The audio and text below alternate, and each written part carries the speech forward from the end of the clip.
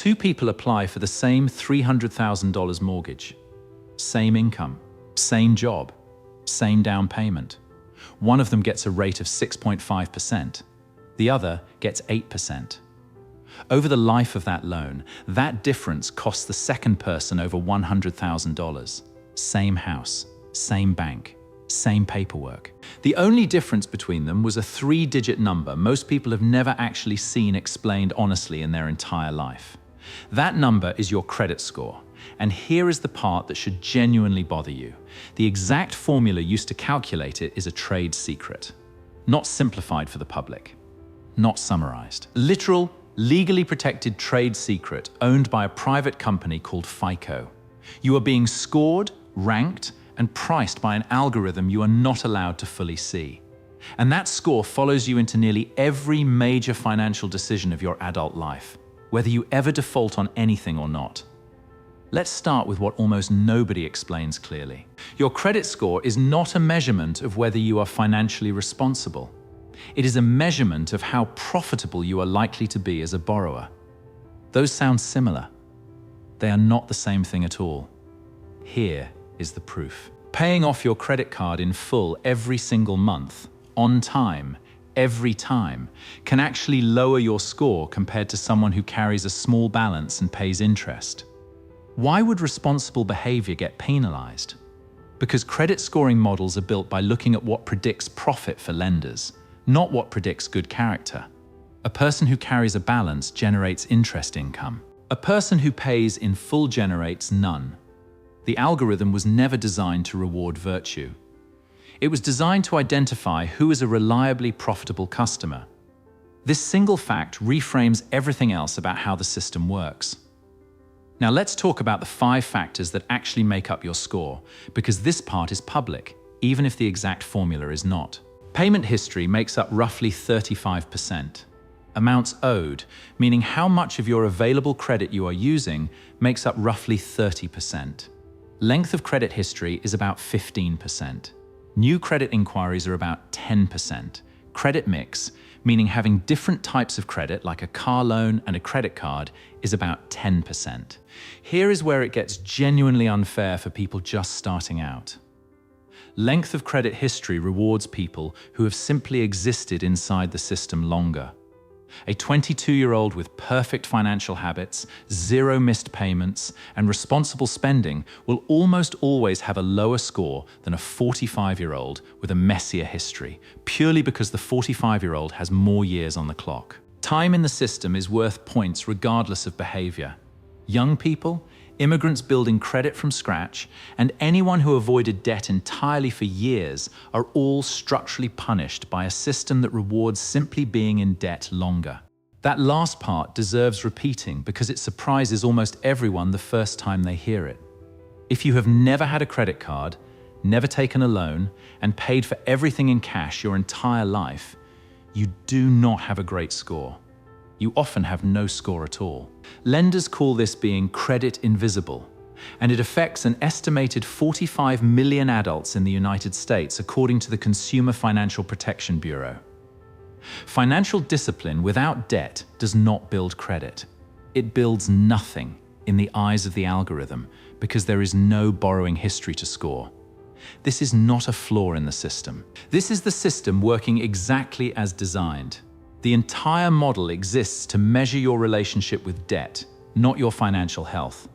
Those two things get treated as the same thing constantly in personal finance content, and they are not. Now, here is where the story gets genuinely infuriating, and it involves something most people have experienced without understanding what actually happened. You apply for a new credit card or a car loan, and your score drops by several points almost immediately before you have missed a single payment on anything. This is called a hard inquiry, and it happens every single time a lender checks your credit for a new application. Each one can shave a few points off your score, and multiple inquiries in a short period compound that damage. Meanwhile, checking your own score through a free app is a soft inquiry, and it does not affect your score at all. Here is the part that reveals how deliberately confusing this entire system is by design. For decades, Most Americans had no easy, free way to even see their own score regularly. It took a federal law, the Fair and Accurate Credit Transactions Act, to force credit bureaus to give consumers one free credit report per year, and that only covers the report, not the score itself in every case. It took years of advocacy and lawsuits before free score access through banking apps became normal. A system that determines your interest rates, your ability to rent an apartment, sometimes even your ability to get certain jobs, spent decades being something most people were never shown clearly. And it is not one score. It is not even one company. There are three major credit bureaus: Equifax, Experian, and TransUnion. And each one can show a different score for the same person at the same moment, because they do not always receive identical information from every lender.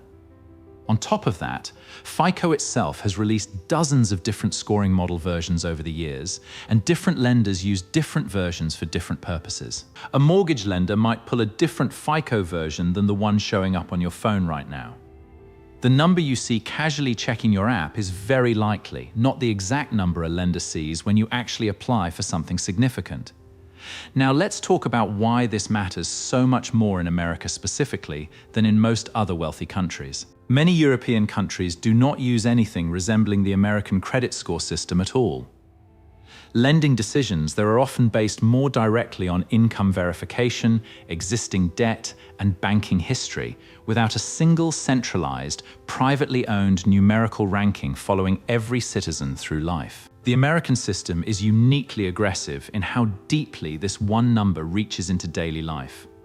Landlords check it before approving an apartment. Some employers check a version of it before hiring, particularly for finance-related roles. Insurance companies, in most states, are legally allowed to use a version of your credit history to help set your car insurance premiums, even if you have never once been late paying for insurance itself. That last one surprises almost everyone.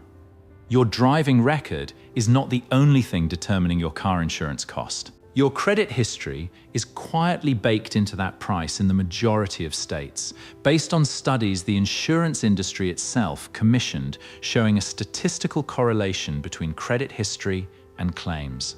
Whether that correlation justifies charging safe drivers more because of an unrelated financial history is a fair question, and it is one state insurance regulators have increasingly started scrutinizing. So what actually moves the number in a way that is real and not a myth circulating online? Keeping your credit utilization, meaning the percentage of your available credit limit you are actively using, below 30% matters more than almost anything else you can control quickly. Someone with a $10,000 limit who consistently carries a $9,000 balance looks far riskier to the algorithm than someone with the same limit carrying $1,000, even if both pay on time every month. This single factor can move a score by dozens of points within a single billing cycle, faster than almost any other change you can make. Length of history cannot be rushed, but it can be protected.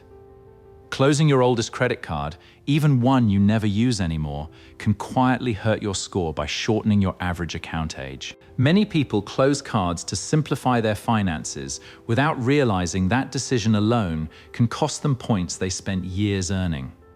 And disputing errors matters more than most people assume.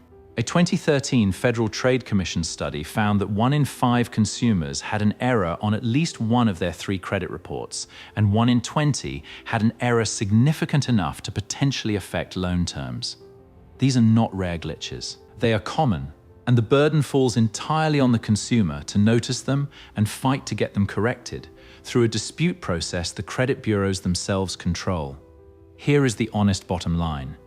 Your credit score is not a report card on your character. It is a profitability forecast built by a private company using a formula you are not allowed to fully see, applied inconsistently across 3 different bureaus and dozens of scoring versions, and used far beyond its original purpose to influence your rent, your insurance, and sometimes your job. None of that means the score does not matter. It matters enormously, precisely because so much of American life has been quietly wired to check it. Ignoring it does not protect you from it. Understanding exactly what it actually measures and exactly what it does not is the only real leverage you have inside a system that was never built to explain itself to you in the first place.